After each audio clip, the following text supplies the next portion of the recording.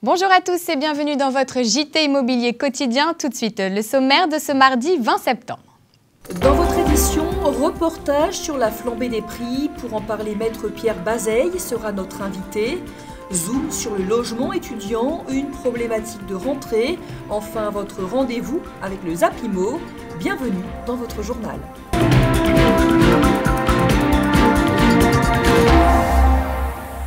Dans la capitale, se loger devient un vrai casse-tête avec l'envolée spectaculaire des prix du jamais vu depuis 20 ans.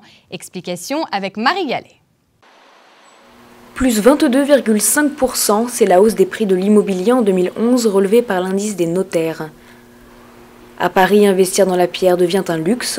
De plus en plus, dans les agences immobilières, les clients sont déçus de ce qui leur est proposé. Pour le budget que j'avais, je visais plus un appartement entre 35 et 45 mètres carrés. Mais je me suis vite rendu compte que je pouvais avoir que entre 25 et 30 mètres carrés. Et je me rends compte que je peux avoir que plus petit en fonction de mon budget. Seul l'immobilier haut de gamme semble tirer son épingle du jeu. Même si les prix sont aussi en hausse, sa clientèle ne semble pas dissuadée d'acheter, comme c'est le cas dans cette agence. Nos clients achètent d'abord un bien et lorsqu'ils ont trouvé l'appartement de leur rêve, ils vendent le leur, ils mettent en vente le leur. Donc comme aujourd'hui ils achètent cher, ils sont obligés de vendre cher. Voilà. On est par exemple à Levallois-Perret très facilement à 10 000 € du mètre carré, contrairement à l'année dernière où on n'était qu'à 8 000 €. Si la crise continue, le marché de l'immobilier devrait assister à une baisse des transactions d'ici la fin de l'année. Cela fait plus de 20 ans que la hausse des prix n'avait pas atteint ce niveau.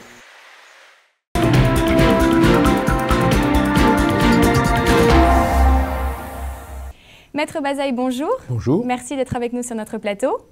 Vous êtes notaire et président de l'Institut notarial de l'immobilier.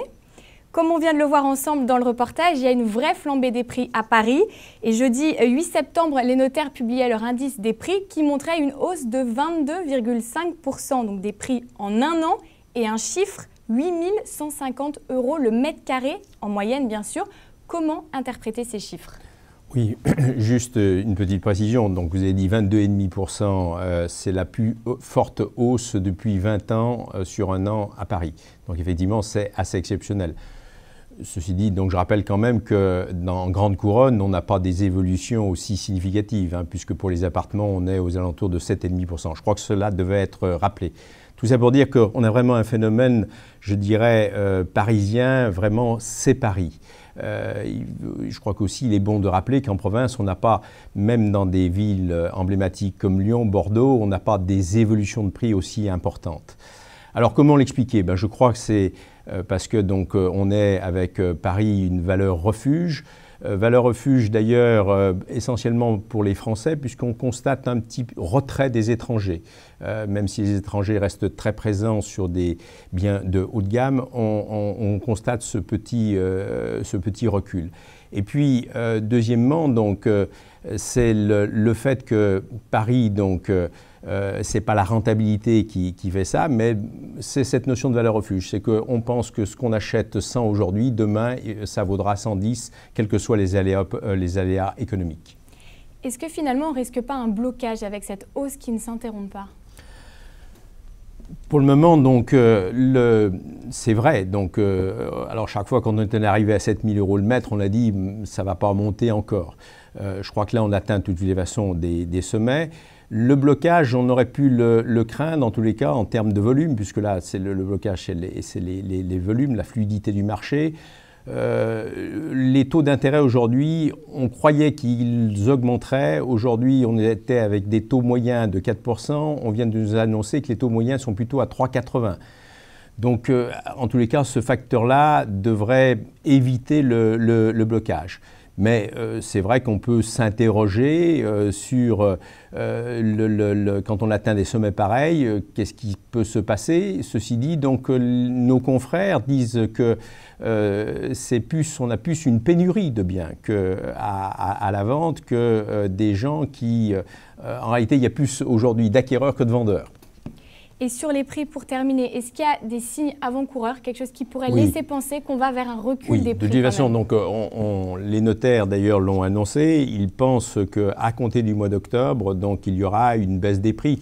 Alors je crois qu'elle sera quand même assez... bon, quand on est à 22,5, donc même si ils disent que sur un an, on pourrait revenir à une hausse des prix de 10%, voilà, les prix en tout cas ne vont pas s'écrouler à Paris, ça me paraît évident. Très bien, merci beaucoup Maître Bazaille. Merci. On se retrouve très vite. Je vous en prie. Merci, à bientôt.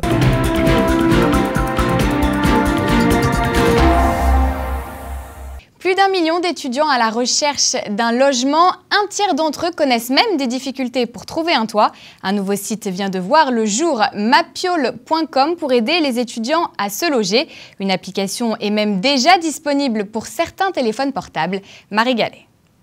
Depuis plusieurs mois, Bédel, 21 ans, consacre ses journées à la recherche d'appartements. Il travaille en alternance, mais son salaire ne lui permet pas de payer un loyer.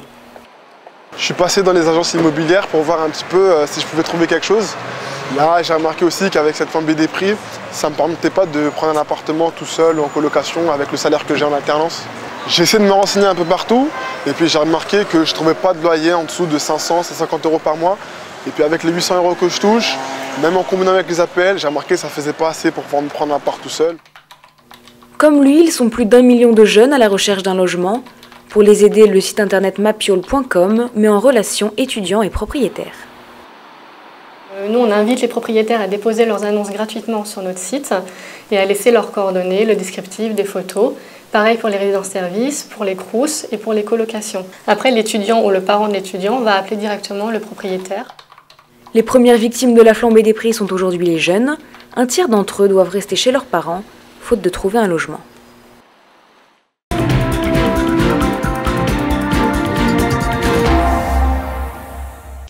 Avant de se quitter, les 4 infos IMO à ne pas manquer, c'est dans votre Tout en Images et c'est parti. 300 négociateurs immobiliers sont recherchés. Le réseau de franchise Solvimo recrute à grande échelle d'ici la fin de l'année. Le Georges V est un palace. Il devient le 5e établissement parisien et 9e au niveau national à bénéficier de cette distinction. 2 fois plus de milliardaires en Chine.